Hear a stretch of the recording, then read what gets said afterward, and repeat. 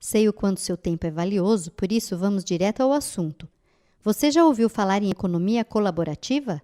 Consumo colaborativo? Bom, é sobre isso que eu quero falar hoje a vocês. E o que é economia colaborativa? Como começou? Quais as diferentes modalidades? Vou mostrar a vocês nos próximos minutos que economia colaborativa não é uma modinha, nem uma ideia fraca, mas sim uma força cultural e econômica poderosa com uma capacidade transformadora impressionante, que está reinventando o que e como consumimos e, portanto, mudando o comportamento das pessoas. Vamos começar fazendo um pequeno levantamento.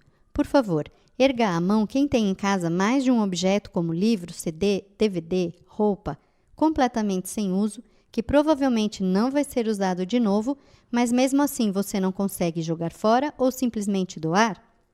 Eu, por exemplo, confesso a vocês que tenho uma coleção de DVDs do Chico Buarque, muito bacana mesmo. A última vez que assisti já faz muitos anos e não imagino quando assistirei novamente. Ele está guardado, parado na gaveta, obsoleto para mim, mas com valor real para outra pessoa. Como chegamos nessa situação onde tantas pessoas têm tantas coisas ociosas? Durante o século XIX, vivemos um conjunto de mudanças chamado Revolução Industrial, que começou na Inglaterra e se espalhou para a Europa Ocidental e Estados Unidos. A atividade produtiva, que até então era artesanal, passou a ser em máquinas. Foi o evento mais importante e impactante que a humanidade já viveu, pois atingiu todos os aspectos da vida cotidiana. A Revolução Industrial impulsionou um forte crescimento econômico nas sociedades onde se desenvolveu, numa proporção que nunca antes havia sido nem sequer imaginada por qualquer economista.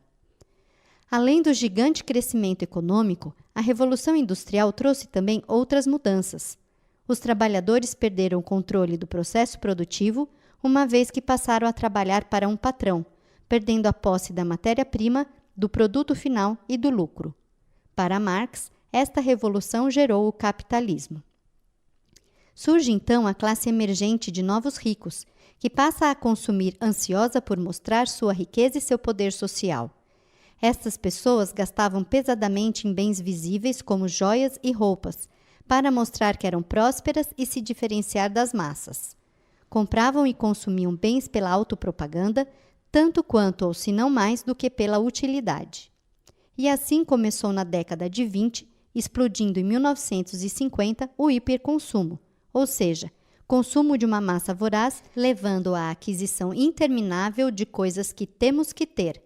Podemos citar 4 grandes estímulos para o hiperconsumo. Após a guerra, muitos gurus políticos de relações públicas começaram a usar seus talentos no setor emergente da propaganda, influenciando o consumo entre as massas. Entre eles, destacamos Bernays, sobrinho de Sigmund Freud, que teve acesso ao recém-lançado livro de seu tio, Introdução Geral à Psicanálise.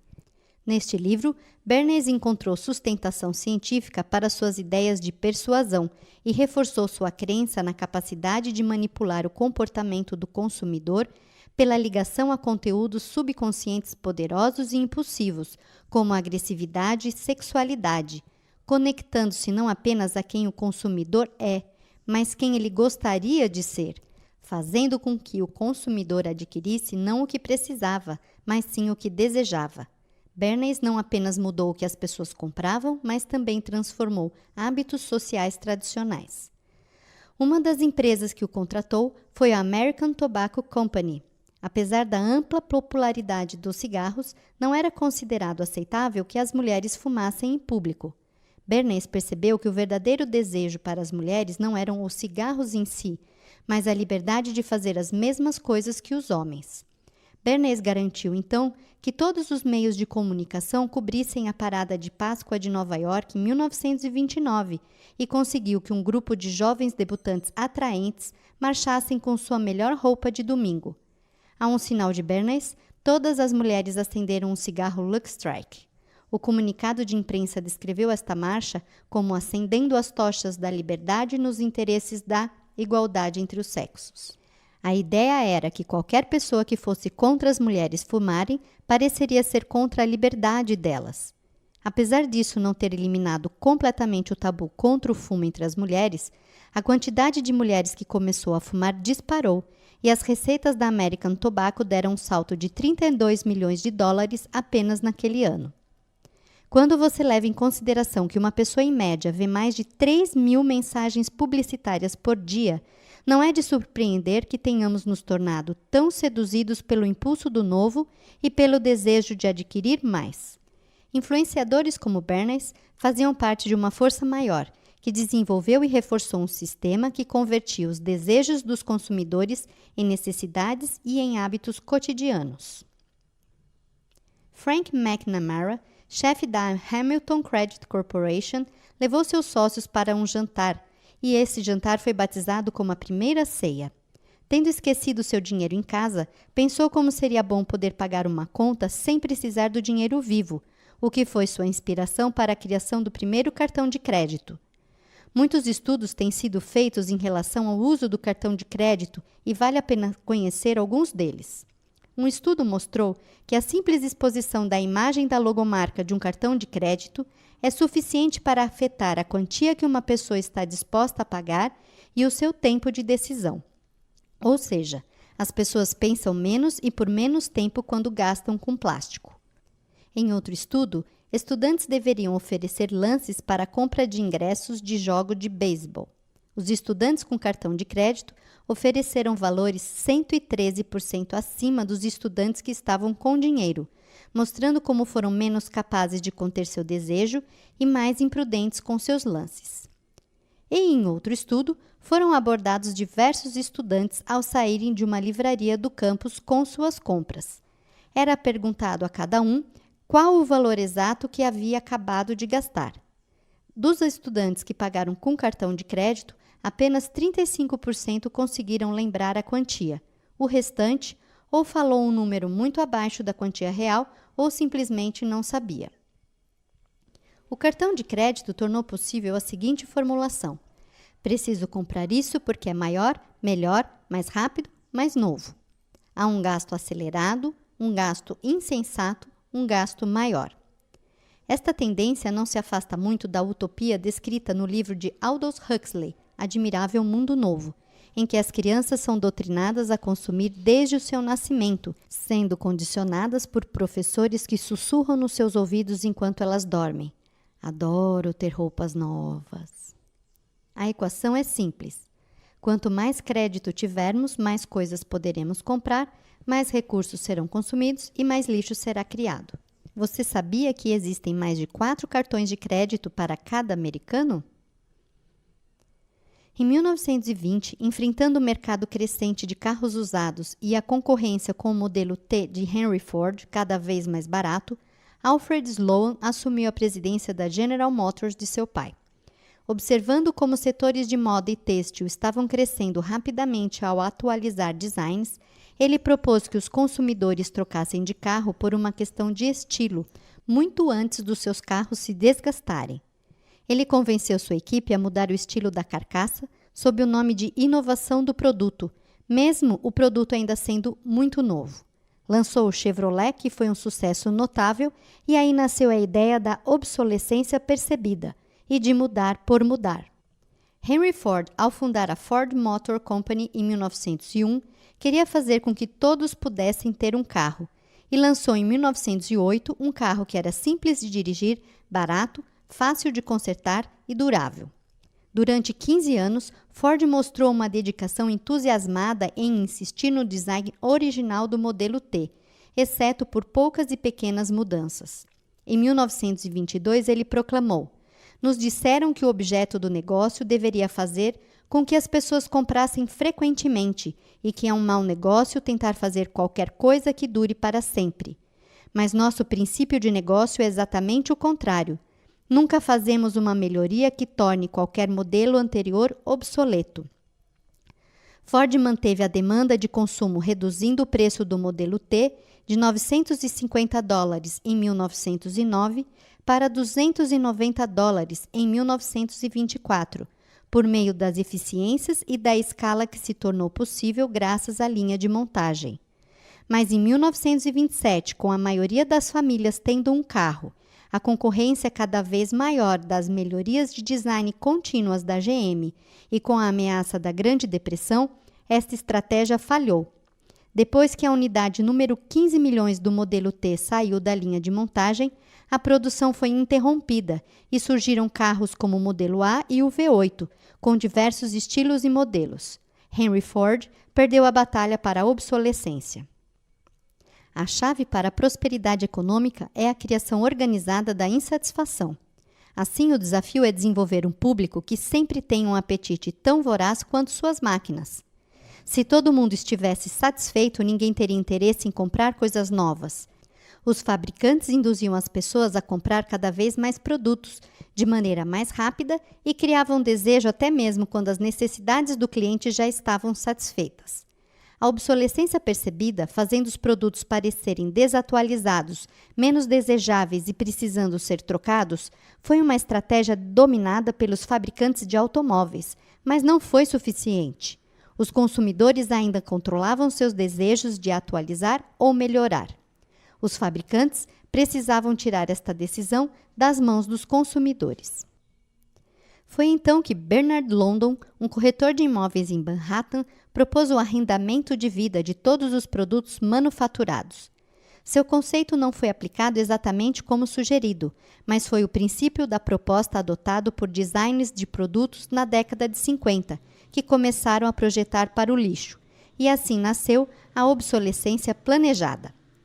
Enquanto no século XX a expectativa de vida de um ser humano nos Estados Unidos aumentava em mais de 30 anos, graças a avanços na medicina e na saúde pública, o período de vida de bens duráveis do cotidiano, incluindo geladeiras, torradeiras e máquinas de lavar, diminuía entre 3 e 7 anos. Em 1932, um memorando circulou na GE afirmando: devemos mudar a vida útil da lâmpada de 1.000 horas para 750 horas. A GE, assim como várias outras empresas, reduziu o período de vida dos seus produtos para aumentar as vendas. Atualmente, mais de 130 milhões de telefones celulares que ainda funcionam são aposentados por ano nos Estados Unidos. Apenas uma pequena fração de aparelhos é remontada para ser usada novamente. Sociedades pré-modernas tendem a suspeitar do que é novo. Trata-se de uma característica da modernidade não sermos viciados em novidades, a doença da neofilia. Considerando-se que a maioria das pessoas tinha uma unidade de tudo, os consumidores precisavam de uma desculpa plausível para comprar apenas mais um de um produto que eles já possuíam, e assim nasceu a doutrina do excedente da escolha. Este excedente nos confunde não apenas em relação a como podemos satisfazer nossas vontades, mas também em relação a quais são essas vontades. Este efeito desorientador incerto era o que os fabricantes queriam criar. Se nós não nos sentirmos satisfeitos, a satisfação pode estar a apenas mais uma compra de distância. Quanto mais consumimos, menos espaço temos para ser qualquer outra coisa além de consumidores. Nosso ímpeto por riqueza material causou a exclusão das nossas necessidades sociais mais básicas, como os vínculos de família e de comunidade, paixões pessoais e responsabilidade social. Achamos que poderíamos suprir estas necessidades por meio de compras e do acúmulo de cada vez mais coisas. Esta foi a era do hiperconsumismo, também conhecida como capitalismo autista. Olhando a economia de um ponto de vista cíclico, fica muito claro perceber como os efeitos do hiperconsumo do século XX foram se tornando os fatores de crescimento da economia colaborativa do século XXI. Esgotamento de recursos naturais, preocupações ambientais não resolvidas, insatisfação e busca por novos valores, renovação da importância da comunidade, busca da satisfação pessoal no trabalho e questionamento de relações permeadas pela competição. Crise econômica mundial. Após grandes episódios como a crise da bolha da internet em 2000 e do mercado imobiliário americano em 2008, o mundo bateu de cara no muro e ouviu um grande grito: chega! Descobrimos finalmente que uma economia construída sobre o consumo exacerbado é uma fraude, um castelo de cartas. Tecnologia de informação. Vivemos numa era conectada, inundada por redes sociais e podemos localizar qualquer um, a qualquer hora, em tempo real, de um pequeno aparelho em nossas mãos. Os nascidos da era digital, a geração Y, crescem compartilhando arquivos, jogos, conhecimento, e isso é muito natural para eles. O mundo está conectado e essa tecnologia de comunicação vem permitindo um compartilhar crescente nos mais diversos níveis. Aquilo que é compartilhado online acaba sendo aplicado a áreas offline do nosso dia a dia, afetando como nos deslocamos, a forma em que a moda é criada, até a maneira como cultivamos comida. Então, o que exatamente vem acontecendo? Que dinâmica extremamente poderosa é essa que tem trazido implicações comerciais e culturais tão grandes? Já existem milhares de exemplos de economia colaborativa em diversas partes do mundo, principalmente na América do Norte e Europa. As experiências variam enormemente em escala de maturidade e propósito, mas podem ser divididas em 3 grandes grupos. Redistribuir. Redes que encaminham um produto usado de um lugar onde ele não é mais necessário para algum lugar onde ele será usado e aproveitado. Pode ser através de troca ou venda. Prolongam o ciclo de vida do produto e, consequentemente, reduzem a produção de lixo. É a prática dos 5 R's: reduzir, reutilizar, reciclar, reparar e redistribuir. Compartilhar. Redes que promovem o compartilhamento de recursos como dinheiro, habilidades, conhecimentos, serviços e tempo. Aposto que daqui a poucos anos, palavras como coworking, couchsurfing e banco de tempo serão parte do nosso vocabulário diário. Na Inglaterra, por exemplo, existe o Landshare, que liga o Sr. Jones, que tem um espaço livre no seu quintal, com a Sra. Smith, aspirante à agricultora. Juntos eles cultivam a própria comida. Esta é uma daquelas ideias simples e por isso mesmo brilhantes que nos perguntamos por que isso não foi feito antes. Arrendar. Redes que permitem que você pague pelo benefício de um produto que tem alta capacidade ociosa, sem que você precise ter o produto completamente. E isso pode ser qualquer coisa: espaços, coisas para bebês, até equipamentos. Quantos de vocês têm uma furadeira?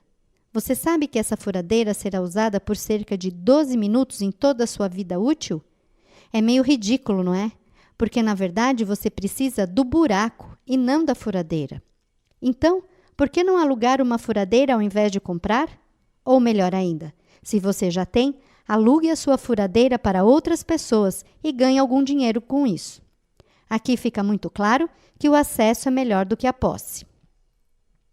Esses 3 sistemas caminham juntos e permitem às pessoas compartilhar, arrendar e redistribuir recursos sem sacrificar o seu estilo de vida ou a sua preciosa liberdade pessoal. Não é caridade, não envolve sacrifício. Isso é o que chamamos de economia colaborativa. Isso é criar uma economia em que o que é meu é seu. Anos atrás, ainda parecia uma ideia louca trocar um objeto com uma pessoa estranha cujo verdadeiro nome você nem saberia. Atualmente, 99% das trocas são avaliadas de forma positiva. Também parecia loucura hospedar um estranho dentro de sua própria casa, mas veja o crescimento da Airbnb de 2008 a 2012 em São Francisco. E se em 2010 ela contava com 50 mil quartos, em 2014 já eram mais de 550 mil. Durante a Copa realizada no Brasil em 2014, 1 em cada 5 visitantes usou o Airbnb, o que significa que 120 mil brasileiros abriram suas casas para hospedar um desconhecido. Do poderoso eBay, criado em 1995, o avô dos mercados de troca, chegamos à empresa de compartilhamento de carros como a GoGet, onde você paga uma taxa mensal para alugar carros por hora, até plataformas sociais de empréstimo de dinheiro como a Zopa, onde qualquer um de vocês poderia emprestar $100 a outra pessoa em qualquer lugar do mundo que estivesse precisando. É incrível pensar também que a cada minuto que estou falando com vocês, 25 horas de vídeo estão sendo adicionadas no YouTube. A economia colaborativa vem crescendo vertiginosamente pelo mundo todo, gerando bilhões e bilhões e bilhões a cada ano. Mas não é só por isso que ela está sendo identificada como uma grande revolução econômica. Veja neste exemplo como o consumo colaborativo pode ser poderoso para mudar comportamentos. Quanto custa um carro padrão? Qual o custo médio anual para manter este carro? Mesmo assim, esse carro fica ocioso cerca de 23 horas por dia. Então, levando em consideração estes fatos, começa a fazer menos sentido comprar um carro imediatamente. Em 2009, a Zipcar convidou 250 participantes de 13 cidades, todos viciados confessos em carros. Convidou estes proprietários a desistirem das suas chaves por um mês. Ao invés disso, eles teriam que andar, pedalar, pegar um trem ou outras formas de transporte público.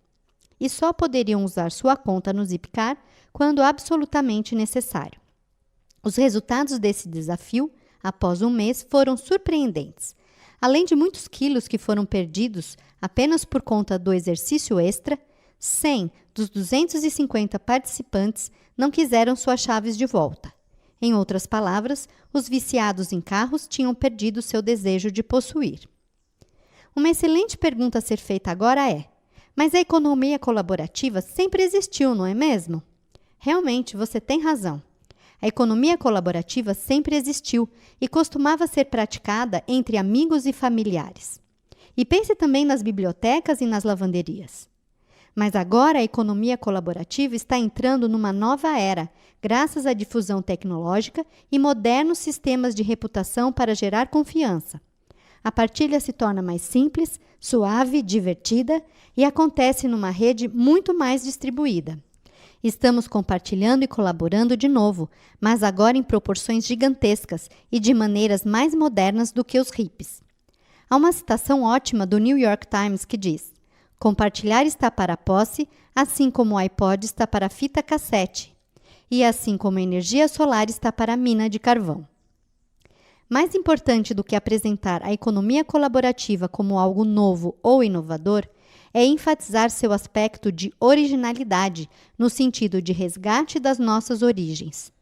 O que acho fascinante sobre esses exemplos é como eles estão realmente indo de acordo com os nossos instintos primatas. Nós nascemos e fomos criados para compartilhar e cooperar. Fizemos isso por milhares de anos, caçando e cultivando, até o surgimento desse enorme sistema de hiperconsumo. Então, fomos construindo estas cercas e criamos nossos próprios pequenos feudos. E de forma bem prática, por que você deveria se interessar por esse assunto? Já estão bem evidentes os benefícios financeiros que você pode ter. Diminuir custos, incrementar sua renda ganhando um valor significativo por mês, sem aquela jornada de trabalho pesada, com flexibilidade de horários, sem necessidade de possuir conhecimentos específicos, nem ter experiência anterior no assunto. E você também já entendeu que não se trata de um daqueles esquemas piramidais ou que prometem dinheiro fácil. Sim, tudo isso é possível para todos neste modelo de economia. Mas, na minha opinião, os ganhos financeiros por si só não são a melhor parte.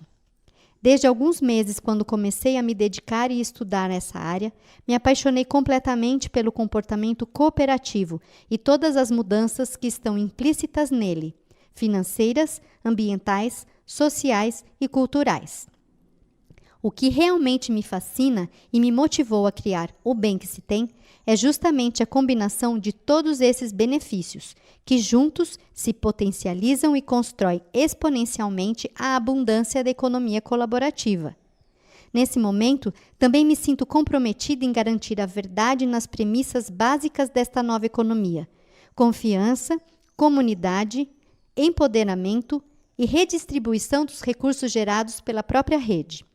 Pois bem, nossa humanidade está acordando dessa ressaca do vazio e do desperdício. Vamos passar do gastar individual para o bem coletivo, dando um salto para criar um sistema mais sustentável e que sirva às nossas reais necessidades enquanto comunidade e indivíduos.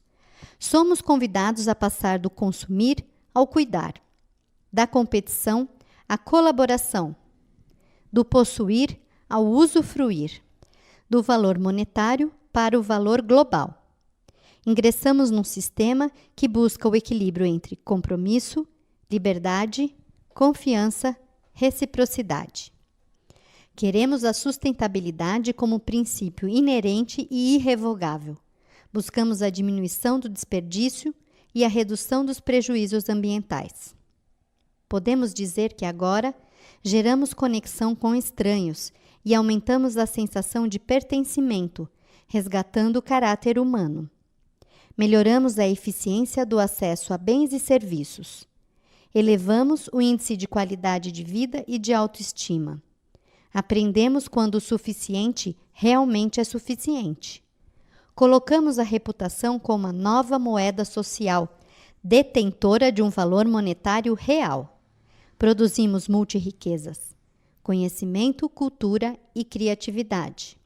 Alcançamos a felicidade, pois ela é o resultado garantido quando compartilhamos o que temos de melhor. Deixamos de ser meros consumidores passivos e assumimos nosso poder de co-criadores. Reinventamos significados como riqueza, mercados, poder e identidade pessoal. Bem-vindos à rede O Bem que se tem, parte de uma economia da transformação, onde os mais diversos bens não só geram finanças e experiências, mas também algum tipo de transformação pessoal e social. Muito obrigada!